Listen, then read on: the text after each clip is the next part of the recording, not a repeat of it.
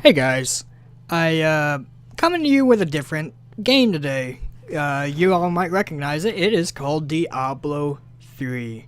It has been currently for the past couple months my favorite game so far to just kill time and grind and just do mind-numbing tasks. And you might be wondering why I am making this video instead of Outlast 2 today. Well, two reasons. One, I just don't feel like doing anything today, and two, the editing usually takes a little bit longer. Well, it's not so much editing, I don't do too much, but the rendering and the waiting, it gets kind of annoying after a while. So I decided to do an impromptu, take a break from that, maybe do it later, probably not, it just depends on how I feel. But right now you're seeing a Necromancer build of the Tragal Blood set, the whole complete set. Oh, even the Blood Wings, that was the hard wasn't really hard, but it took a while to get the Master Necromancer achievement. I'm not gonna lie, straight off the bat, full disclosure, this is pre-recorded video footage, and I'm just doing a podcast and just kind of talk and get some things off my mind. But first, why I love Diablo 3. For one, there's a lot of replayability. There's about 7 different classes, and first, let's just start off by saying I did not pick up Diablo 3 when it first came out because I wasn't too interested in the always online DRM, and I heard a bunch of bad things about it. So I went and played, and I believe I didn't have much money at the time, so I went and played Path of Exile instead. I did enjoy that game, just say that, but I got bored of that. Path of Exile just isn't for me, kind of stiff animation. I played the beta. I haven't played the finished version in a long time. I think I went back to it for a little bit, didn't really enjoy it.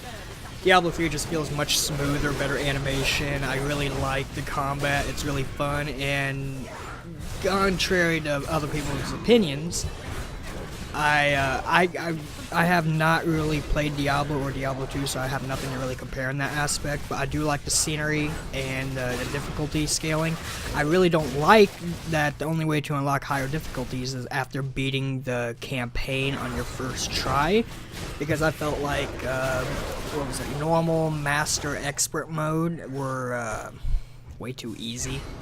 So after I beat the vanilla campaign, loved it, I'm like, oh god, there's not much to do, only replay the story.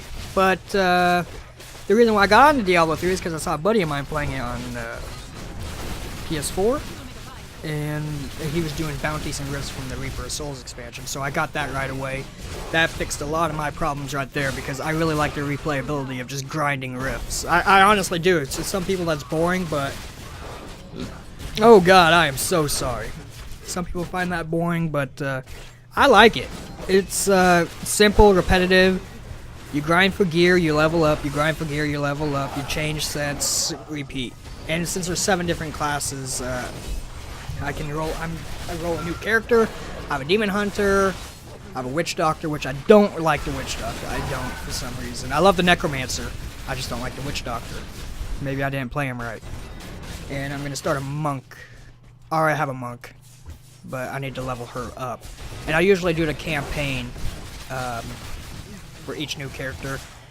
Despite people wanting to power level me, I'm not really interested in being power leveled when I start a new character. It takes us fun out of the game. I mean, once I hit 70, maybe, but I'm just not a fan of power leveling. I know I'm kind of rambling. I've never done this before, so bear with me.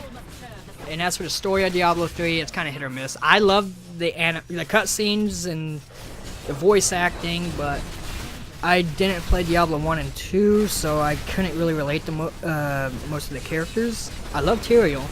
Leia was kind of I didn't really get that attached to her, so when she did die, I was kind of pissed, but at the same time, I'm like, what? Spoiler. 6 years in the making. It was about 5 years in the making. Close to it. Anyway, onto the topic of Outlast 2. I'm really bad at reading bulletin talking points, which I misspelled as tackling.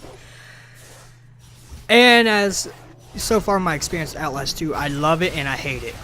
I do love the improvements they've made, smoother graphics, frame rate, environment, story. They really nailed the religious theme. Many games won't go near that with a 10-foot yard because they don't want to piss off a significant group of Christians, I guess. But those times have really passed. I mean, people are still gonna be outraged, but the people usually outraged are the ones that don't normally play those types of games. So I don't think that's really a market demographic they're losing out on.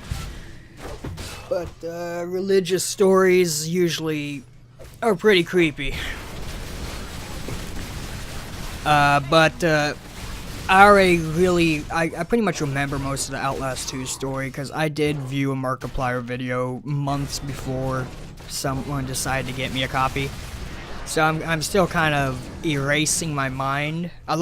Some of those reactions in my videos are pretty legitimate. All of them are legitimate, but some of them I actually seriously forgot was going to happen, and that made it perfect. Anyway, back on Diablo 3. What you're seeing here is the Corpse-ageddon build. I might link it in the description, might not, depends on how I feel, and I'm an asshole. I've only cleared a Greater Rift 47 so far, and I'm starting to get bored, but I got 2 other sets. I got all the sets, I believe. I got the Pestilence, the Rothma, the Inarius, and Tregol. And yeah, fun game. I figured I'd just share my thoughts with you. This is also an experiment to see how well I can get audio to record until I can find my pop filter so you don't hear but I apologize for stammering. Thank you for listening to my random thoughts.